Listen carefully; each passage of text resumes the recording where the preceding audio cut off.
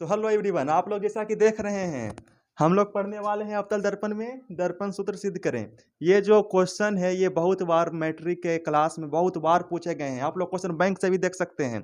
तो चलिए हम ज़्यादा आपका टाइम नहीं लेते हुए सीधे क्लास को शुरू करते हैं।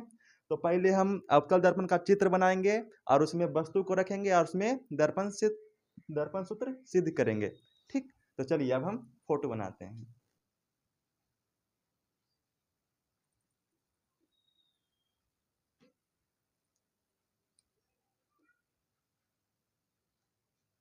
तो देखिए, ये जो एम एन जो है हमारा, ये अवतल दर्पण है। अवतल दर्पण यानी वैसा दर्पण जिसका परावर्तक सतह धंसा हुआ हो। ठीक, तो एम एन हमारा अवतल दर्पण है। पीछे में जो ये आप लाइन देख रहे हैं इसे कलई करना बोलते हैं। आप लोग देखे होंगे जितना भी समतल दर्पण या आपके घर में जो जितना भी दर्पण होगा उसके पीछे में पेंट चढ़ा होता है। ठीक, तो उसको कलई करना बोल सकते हैं आप। ठीक, तो एम एन हमारा अवतल दर्पण हो गया और पी इसका ध्रुव हो गया। ठीक, और एफ फोकस और सी वक्रता केंद्र हो गया सी हमारा। ठीक, तो आप लोग जानते ही होंगे कि सी और पी के बीच की दूरी को आर कहते हैं, यानी वक्रता त्रिज्या बोलते हैं। क्या बोलते हैं? वक्रता त्रिज्या। और एफ और पी के बीच की दूरी को फोकस दूरी बोलते हैं। फोकस दूरी को स्मॉल एफ से और फोकस को कैपिटल एफ से दर्शाया जाता है। ठीक, और वक्रता केंद्र को सी से। तो जब भी हम अवतल दर्पण में दर्पण सूत्र सिद्ध करेंगे तो वस्तु को सी और अनंत, इधर कुछ नहीं है तो इसे अनंत कहा जाता है। ठीक, तो सी और अनंत के बीच एक वस्तु को रखते हैं।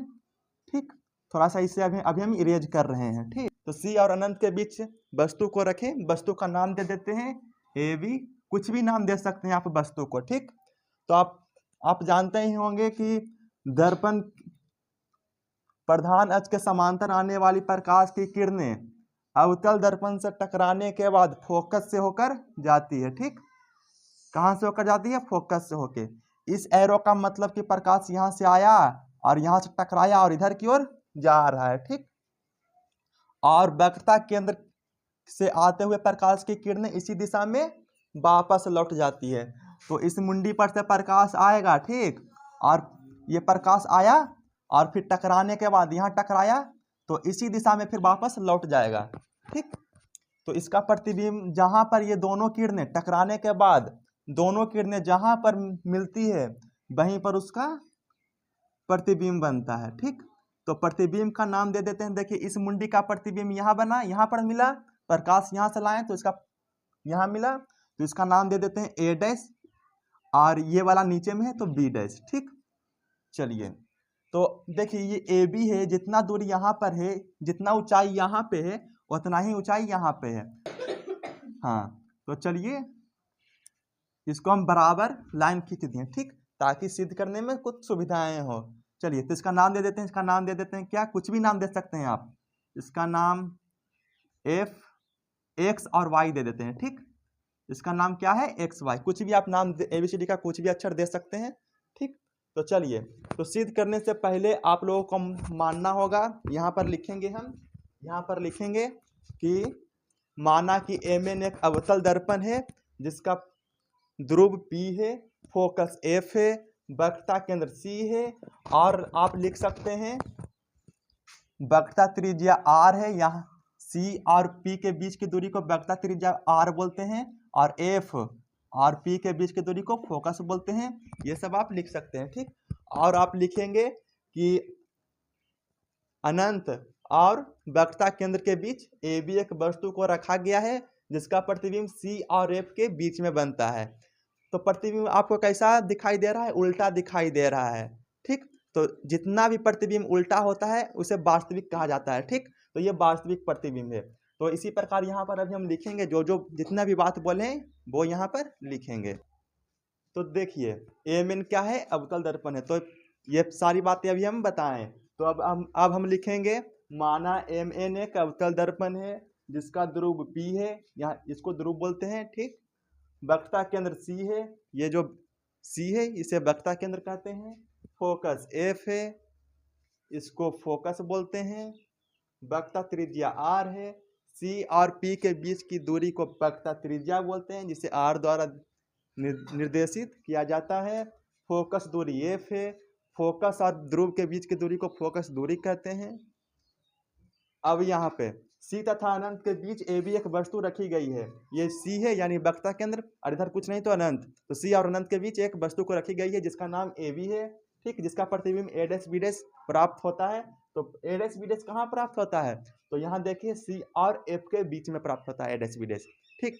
तो चलिए अब हम यहाँ पर कुछ इंपॉर्टेंट पॉइंट लिखेंगे और उसके बाद सूचित करेंगे। तो देखिए यहाँ पर अभी हम लिखें पी और एफ बराबर स्मॉल एफ यानी फोकस दूरी। देखिए ये जो P है और F इसके बीच की दूरी को स्मॉल f, तो यहाँ पर लिख दिए स्मॉल f यानी फोकस दूरी। C और F कहाँ है? सॉरी यहाँ पर C और P होगा, ठीक। तो यहाँ पर C और P हम लिखेंगे, यहाँ पर C और P लिखेंगे, ठीक। तो C और P के बीच की दूरी को R बोलेंगे यानी वक्रता त्रिज्या, और P और B के बीच की दूरी को U बोलते हैं यानी दर्पण से वस्तु की दूरी। देखिए P यहाँ पर है, B यहाँ पर है, तो यहाँ से लेकर यहाँ की दूरी को U से सूचित करेंगे, ठीक, जिसे वस्तु की दूरी बोलते हैं। दर्पण से वस्तु की दूरी कितना है? तो U, ठीक। और यहाँ P और B डैश जो है दर्पण से प्रतिबिंब के बीच की दूरी यानी कितना दूरी पर ये दोनों है, ठीक। तो चलिए अब हम आगे सिद्ध करते हैं। तो देखिए अब हम यहाँ पर इरेज करने वाले हैं, और अगर जो आप लोग नोट करना चाहते हैं तो नोट कर लीजिए, थोड़ा सा हम साइड हो रहे हैं, ठीक। चलिए तो यहाँ पर अब हम लिखेंगे कि सिद्ध करना है। तो बताइए आप लोग क्या सिद्ध करना है, कमेंट बॉक्स में बताइए क्या सिद्ध करना है। दर्पण सूत्र, कौन सा दर्पण सूत्र? अवतल दर्पण में दर्पण सूत्र। दर्पण सूत्र का फॉर्मूला क्या होता है आप लोग बताइए जल्दी जल्दी। तो हमें सिद्ध करना है दर्पण सूत्र यानी 1/v प्लस 1/u बराबर 1/f। ये हमारा दर्पण सूत्र हुआ, इसी को हमें इसमें सिद्ध करना है। कहाँ से आया? तो चलिए पहले हम देखेंगे त्रिभुज ए बी सी और सी ए डैश बी डैश में। तो ये दोनों त्रिभुज को आपस में सर्वांग समता यही सब करेंगे, समरूप है कि नहीं, फिर उसके बाद आगे हम सिद्ध करेंगे। फिर पहले ये और ये त्रिभुज में, फिर ये और ये त्रिभुज में, फिर उसके बाद हम सिद्ध करेंगे। तो यहाँ लिखेंगे त्रिभुज ए बी सी तथा ए डैश बी डैश सी में।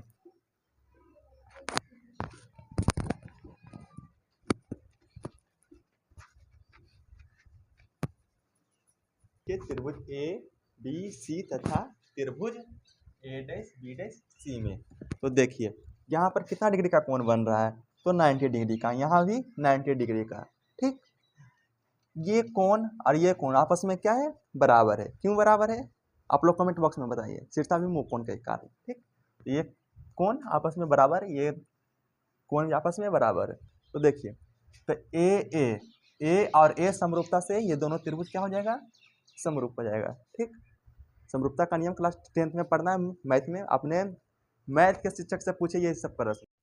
तो त्रिभुज ए बी सी जो यहाँ पर है ए बी सी तथा त्रिभुज ए डैश बी डैश सी में, ये दोनों त्रिभुज में हम देखेंगे। तो देखिए कोण ए बी सी, कोण ए बी सी और कोण ए डैश बी डैश सी आपस में क्या है? बराबर है। क्या है? बराबर है। कोण ए डैश बी डैश सी आपस में बराबर है। क्यों बराबर है? क्योंकि दोनों कोण 90 डिग्री है। क्या है? 90 डिग्री। यहाँ पर लिख सकते हैं समकोण भी है, ठीक। 90 डिग्री के कारण दोनों कोण आपस में बराबर है। और देखिए कोण ए सी बी, क्या ए सी बी और ए डैश सी बी डैश क्यों बराबर है? शीर्षाभिमुख कोण के कारण, ठीक। तो ए सी बी बराबर कोण ए डैश सी बी डैश क्यों बराबर है? तो शीर्षाभिमुख कोण के कारण, ठीक।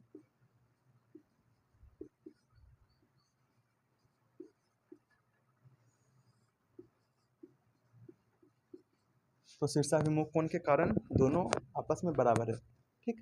तो इसीलिए समरूपता का नियम है, जब भी दो कोण आपस में बराबर हो या तीन भुजा आपस में बराबर हो तो ये क्या होगा? समरूप होगा, एक दूसरे का क्या होगा? समरूप होगा। तो इसीलिए त्रिभुज ए बी सी समरूप होगा त्रिभुज ए डैश बी डैश सी। क्यों समरूप होगा? तो ए समरूपता से समरूप होगा, ए समरूपता से, ठीक। क्लास 10th में पढ़ना है ए समरूपता, समरूप का नियम। तो देखिए कोण बी और ये कोण बी डैश आपस में बराबर है 90 डिग्री के कारण। कोण सी आपस में बराबर है शीर्षाभिमुख कोण के कारण। तो इसीलिए त्रिभुज ए बी सी और त्रिभुज ए डैश बी डैश सी आपस में समरूप होगा। ठीक, ए समरूपता से समरूप होगा। ठीक, ए समरूपता से समरूप होगा। तो समरूपता के नियम से देखिए बी सी बटे के बी डैश सी बराबर बराबर क्या होगा ए बी बटे के ए डैश बी डैश। ये समरूपता के नियम का है। ठीक, तो इसको समीकरण 1 मानेंगे। ठीक, अब आगे चलेंगे हम लोग त्रिभुज ए डैश बी डैश एफ में तथा बाई एक्स और एफ में। तो चलिए अब हम इसको मिटाने वाले हैं, फिर बाद में आप लोग देख सकते। ए डैश बी डैश एफ तथा त्रिभुज एक्स वाई एफ में यहाँ लिखेंगे त्रिभुज ए डैश बी डैश एक्स तथा त्रिभुज एक्स वाई एफ में। ठीक, तो देखिए यहाँ वाला कोण और यहाँ वाला कोण आपस में बराबर है। क्यों बराबर है? तो शीर्षाभिमुख कोण के कारण।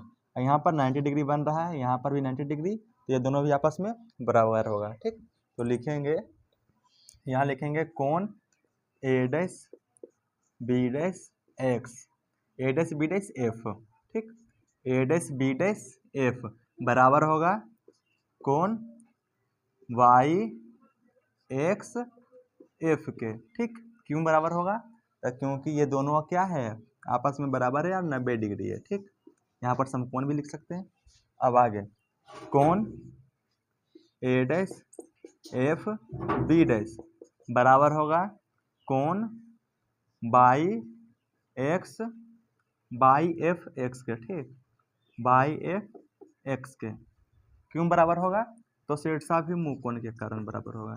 ठीक, तो शीर्षाभिमुख कोण के कारण शीर्षाभिमुख कोण के कारण ये क्या होगा आपस में बराबर होगा। तो इसीलिए ये देखिए इसका एक कोण इसके एक कोण के बराबर, इसका एक कोण इसके दूसरे कोण के बराबर है। ठीक, तो यहाँ लिखेंगे कि त्रिभुज ए डैश बी डैश एफ समरूप है। ठीक, ए डैश बी डैश एफ समरूप है। किसके समरूप है? तो एक्स देखिए समरूपता का नियम है, जो कोण जिसके बराबर होगा उसी को वहां पर लिखेंगे। ठीक, तो देखिए बी डैश किसके बराबर है? एक्स के, तो बी डैश के जगह पर आप एक्स लिखेंगे। ठीक, और कोण ए किसके बराबर हो जाएगा? तो बाई के, तो ए के जगह पर बाई लिखेंगे और एफ के जगह पर एफ हो जाएगा। ठीक, ठीक, समरूप है। क्यों समरूप है हुआ? तो ए समरूपता से समरूप हुआ। ए समरूपता से ए समरूपता से।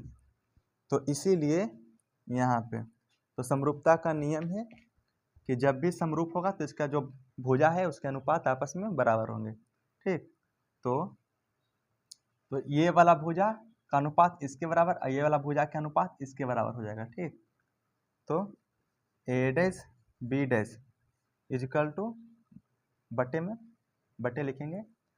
ए डैश किसके बराबर है? तो बाई के, तो बाई लिखेंगे। बी किसके बराबर है? तो एक्स लिखेंगे बराबर बी डैश एफ बटे में B dash F. B dash किसके बराबर हुआ? तो एक्स का और एफ का। ठीक, इसको समीकरण 2 मानेंगे। ठीक, तो इसके पीछे में लिखे थे समीकरण 1 और अभी लिखें समीकरण 2। दोनों समीकरण से एक अगला समीकरण निकालेंगे। ठीक, तो आपको स्क्रीनशॉट लेना है तो ले लीजिए। अब हम इसको इरेज करने वाले हैं। तो ये हमारा समीकरण 1 हो गया और ये समीकरण 2 हो गया। ठीक, तो अब आप लोग यहाँ पे देखिएगा जो एक्स एफ है वो किसके बराबर है? ए बी के बराबर है कि नहीं है? एक्स एफ ए बी के बराबर है। तो जहाँ जहाँ पर एक्स है वहाँ वहाँ पर बी और जहाँ जहाँ पर वाई है वहाँ वहाँ पर ए लिख सकते हैं। इसका लंबाई इसके लंबाई के बराबर है ना जी, तो दोनों बराबर है ना होगा। तो जता जता पर एक्स एफ है वहाँ वहाँ पर ए बी भी लिख सकते हैं। तो यहाँ लिखेंगे X F equal to A B. ठीक, तो समीकरण 2 में देखिएगा, समीकरण 2 में ठीक। समीकरण 2 में ए डैश बी डैश बटे में बाई एक्स, तो बाई एक्स की जगह पर आप क्या लिख सकते हैं, बाई एक्स के यहाँ पर एक्स होगा, ठीक। तो बाई एक्स की जगह पर क्या लिख सकते हैं, बाई एक्स की जगह पर ए बी लिख सकते हैं। तो बाई एक्स की जगह पर क्या हो जाएगा, ए बी, ठीक। बराबर है तो बराबर दीजिए, बी डैश एफ है तो बी डैश एफ लिखिए, ठीक। और एक्स एफ के जगह पर क्या हो सकता है, एक्स एफ के जगह पर एक्स एफ ही रहने दीजिए, ठीक। अब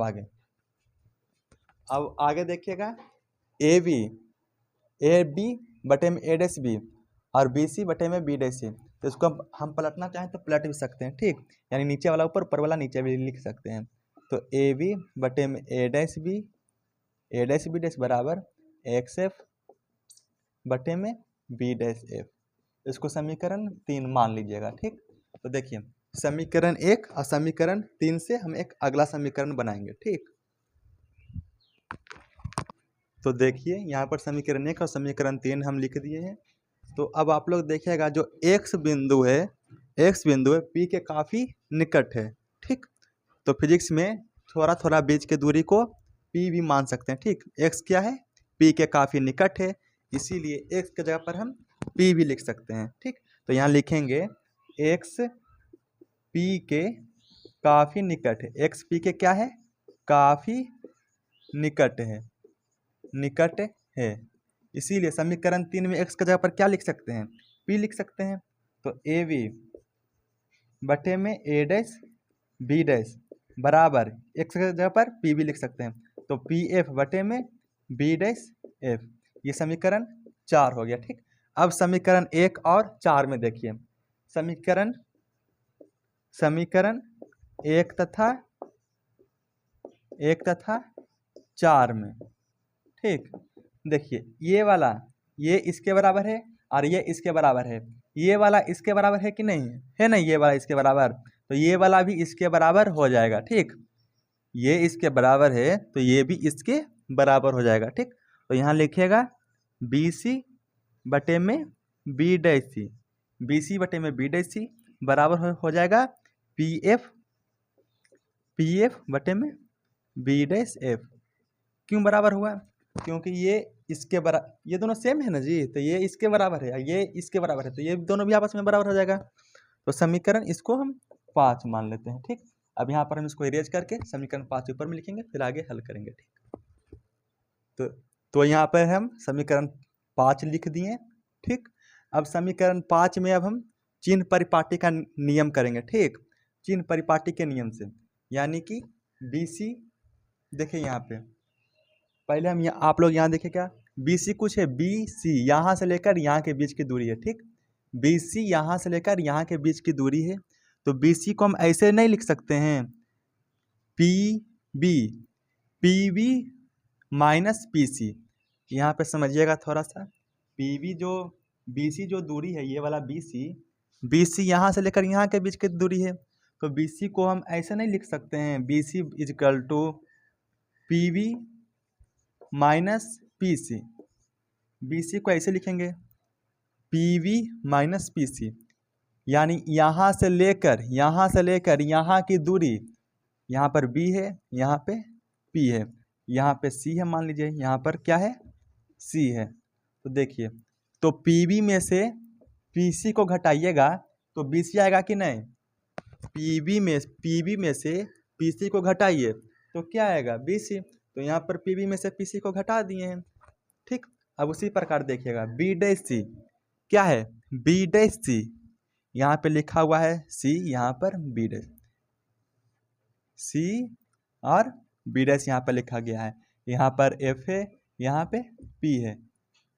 तो बी डैश सी को हम क्या लिख सकते हैं, बी डैश सी को P C minus B dash C लिख सकते हैं।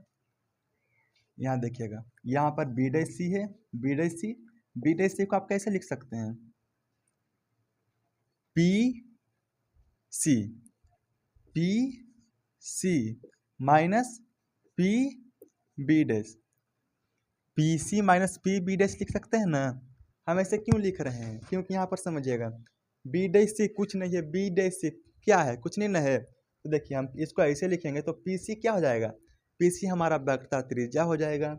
और पी बी डैश क्या हो जाएगा, पी बी डैश शुरू में ही बताए थे, पी से लेकर बी डैश के बीच की दूरी को भी कहते हैं, यानी प्रतिबिंब की दूरी, दर्पण से प्रतिबिंब की दूरी बी डैश हो जाएगा। तो इसी प्रकार हम ऐसे लिख रहे हैं ताकि आगे हमारे सुविधा मिले, ठीक। अब देखिए पी एफ कुछ है, पी से एफ के बीच की दूरी कुछ है, यानी इसको फोकस दूरी कहते हैं, तो इसको वैसे ही रहने देंगे। और बी डैश एफ कुछ है, ये कुछ भी नहीं है, बी डैश एफ इसको कौन सा दूरी बोलेंगे, कुछ नहीं बोलेंगे। तो बी डैश एफ को हम क्या लिख सकते हैं, यहाँ पर देखिएगा बी डैश एफ को हम क्या लिख सकते हैं, तो इसको लिखेंगे P B dash minus P F लिख सकते हैं। बी डैश एफ को हम ऐसे भी लिख सकते हैं ना, P B dash minus P F. P B dash क्या हो जाएगा, भी हो जाएगा हमारा, यानी दर्पण से प्रतिबिंब की दूरी, और पी एफ क्या हो जाएगा, तो फोकस दूरी। अब हम इसको यहाँ पर लिखेंगे, बी सी के जगह पर हम P B minus P C लिखेंगे, बी डैश सी के जगह पर ये वाला लिखेंगे, बी डैश एफ के जगह पर ये वाला लिखेंगे, ठीक। तो चलिए अब हम लिखते हैं, ठीक। अब आगे यहाँ ध्यान दीजिएगा, यही वाला समीकरण यहाँ लिख दिए थे। तो बी सी के जगह पर क्या लिखेंगे, P B minus P C, तो P B minus P C बटे में बी डैश सी के जगह पर क्या लिखेंगे, बी डैश सी के जगह पर ये वाला लिखेंगे, P C minus P B dash, ठीक। अब बराबर है तो बराबर दीजिए, पी एफ तो है, पी एफ क्या है, फोकस दूरी, तो पी एफ लिख दीजिए। और ये बी डैश एफ इसके जगह पर ये लिख सकते हैं, तो P B dash minus P F लिख सकते हैं। अब इसके आगे हम चिन्ह परिपाटी का नियम लगाकर यू वी एफ, यानी पी बी क्या है, तो पी बी क्या है, दर्पण से प्रतिबिंब की दूरी, यानी भी लिखेंगे, पी बी के जगह पर भी लिखेंगे। पी सी के जगह पर क्या है, पी सी क्या है बताइए, पी सी के जगह पर आर लिखेंगे, और फिर पी सी के जगह पर आर लिखेंगे, इसको 2F भी लिख सकते हैं कि ना। तो चलिए हम आप लोग नोट कर लीजिए, अब इसको यहाँ पर हम लिखेंगे, फिर चिन्ह परिपाटी का नियम लगाएंगे, ठीक। तो देखिए अब हम यहाँ पर चिन्ह परिपाटी का नियम लगाएंगे, और उसके चिन्ह परिपाटी का नियम यानी इधर वाला क्या हो जाएगा, सारा चीज़ माइनस हो जाएगा। आप लोग चिन्ह परिपाटी का नियम मैथ में भी पढ़े होंगे, ठीक, मैथ में भी पढ़े होंगे। बहुत सारे मैथ के शिक्षक शॉर्ट में निकल जाते हैं, कुछ कुछ चीज़ें नहीं भी बताते हैं, तो फिजिक्स वाले को ही बताना पड़ता है, ठीक। तो आप लोग इसे इंपॉर्टेंट मानिए, ये सब क्लास 10th का है जी, आप लोग पढ़े होंगे। तो देखिए इधर वाला सारा चीज़ क्या हो जाएगा, माइनस में, इधर वाला सारा चीज़ प्लस में, इधर माइनस इधर प्लस, ऊपर जाएंगे तो भी प्लस, ऊपर जाएंगे तो भी प्लस, और नीचे आएंगे तो माइनस, नीचे आएंगे तो माइनस, इधर जाएंगे तो माइनस, इधर जाएंगे तो प्लस, ठीक। ये सब चीज़ें, अब यही सब चीज़ का मान यहाँ पर रखेंगे, ठीक। तो यहाँ पर लिखेंगे चिन्ह परिपाटी से, चिन्ह परिपाटी से यू भी एफ का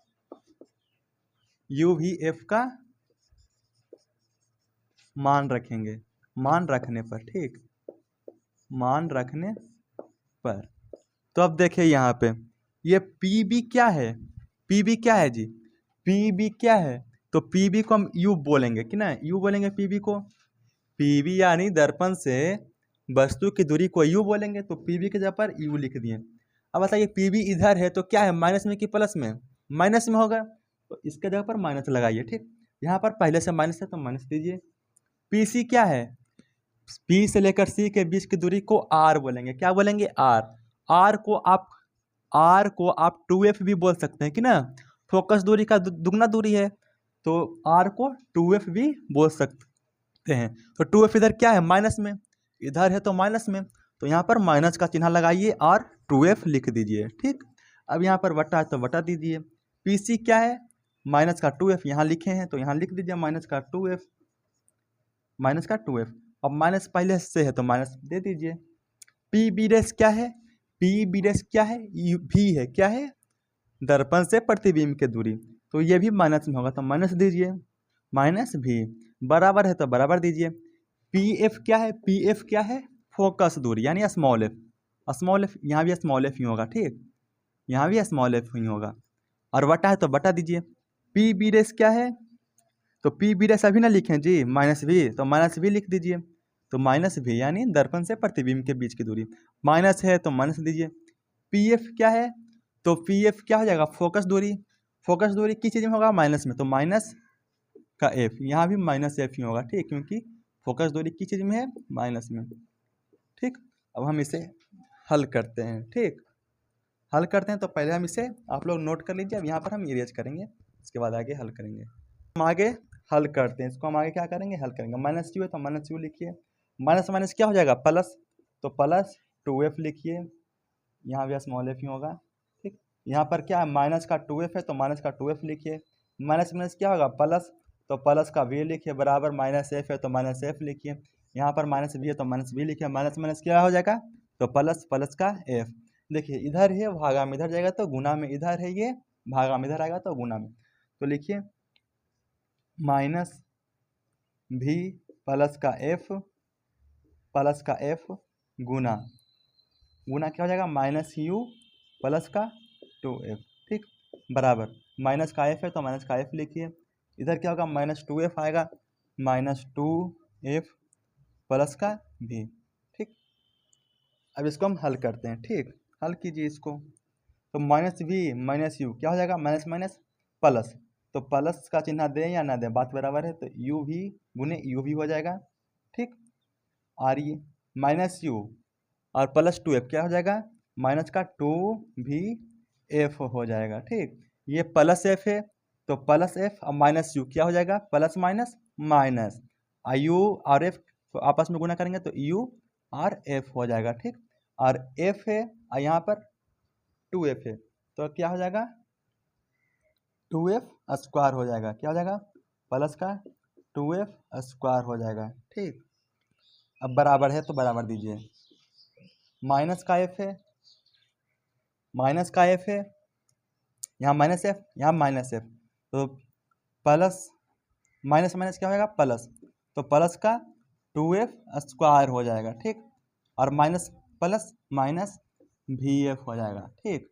अब देखिए यहाँ पे 2f स्क्वायर है, बराबर की पट्टी LHS में, यहाँ पर RHS में 2f स्क्वायर है, तो ये और ये आपस में क्या हो जाएगा, कट जाएगा, ठीक। और कोई कटेगा नहीं, कटेगा, तो इसको आप लोग अरेंज कर लीजिए, ठीक। तो देखें यहाँ पे ये u भी है तो u भी लिखिए, माइनस का 2vf है तो माइनस का 2vf। अब देखिए ये इधर माइनस में है तो इधर आएगा तो क्या होगा, प्लस में vf हो जाएगा, ठीक ना। और इधर क्या बच गया, माइनस का uf, और इधर कुछ नहीं तो 0, ठीक। अब हम इसको इरेज करेंगे, आप लोग नोट कर लीजिए, स्क्रीनशॉट भी ले सकते हैं, स्क्रीनशॉट ले लीजिए, ठीक। अब हम इसको यहाँ पर लिखेंगे, तो देखिए अब हम इसको यहाँ पर हल करके लिखते हैं, ठीक। ये u भी है तो u भी लिख दीजिए, माइनस का 2vf और यहाँ पर प्लस का vf, तो क्या हो जाएगा, एक vf कट जाएगा और माइनस का क्या बच जाएगा, vf बच जाएगा, ठीक। और इधर माइनस का uf बच जाएगा, बराबर में 0 हो जाएगा, ठीक। तो अब हम लोग यहाँ पर क्या करेंगे, माइनस, देखिए u भी है तो u भी लिखिए, ये सबको उधर ले जाएंगे, ठीक, तो प्लस में हो जाएगा, ठीक। माइनस वाला को इधर ले आएंगे तो क्या हो जाएगा, प्लस vf हो जाएगा, ये किस चीज़ में हो जाएगा, प्लस में uf हो जाएगा यहाँ पे, कि ना, uf हो जाएगा, ठीक। ओ तो अब हम क्या करेंगे यहाँ पे, तो देखिए ये समीकरण में अब हम क्या करेंगे, uvf से भागा देंगे, ठीक। यहाँ पर लिखेंगे, इसको समीकरण कुछ भी मान सकते हैं, ठीक, कुछ भी अब अंतिम क्या था, समीकरण 5, तो इसको समीकरण 6 मान लीजिए, तो लिखेंगे यहाँ पे समीकरण 6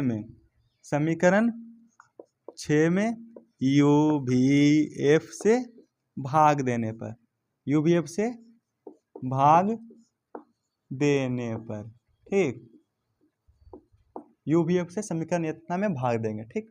तो भागा दीजिए, तो uv बटे में uvf बराबर था, बराबर लिखिए, vf बटे में क्या हो जाएगा, uvf, प्लस है तो प्लस लिखिए, uf है तो uf लिखिए, बटे में uvf, ठीक।